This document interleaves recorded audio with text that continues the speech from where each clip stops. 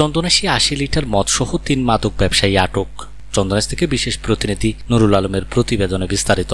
চট্টগ্রামের চন্দনাইশ উপজেলা ২ নং জোয়ারা ইউনিয়নের ৫ নং ওয়ার্ড শেখপাড়া এলাকায় ৮০ লিটার চোলাই মদ ও একটি রেজিস্ট্রেশনবিহীন সিএনজি সহ ৩ মাদক ব্যবসায়ীকে আটক করেছে স্থানীয় জনগণ।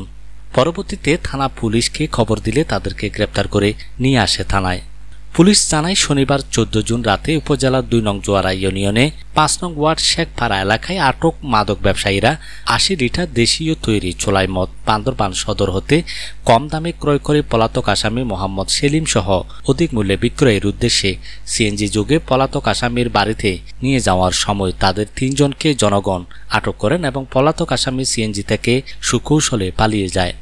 আটককৃত আসামিগণ পলাতক আসামি সহ পরস্পর যোগ সাজসে অবৈধভাবে দেশীয় তৈরি চোলাই মদ বিক্রয়ের উদ্দেশ্যে নিজ নিজ হেফাজতে রেখে ও মাদক পরিবহনে সিএনজি ব্যবহার করে। গ্রেপ্তারকৃতদের বিরুদ্ধে মাদকদ্রব্য নিয়ন্ত্রণ আইনে মামলা দায়ের করে আদালতে চালান দেওয়া হয়েছে। চন্দনাইশ থানার officer in-charge OC Mohammad Nuruzzaman মদ সহ ৩ জনকে গ্রেপ্তারের সত্যতা নিশ্চিত করেছেন।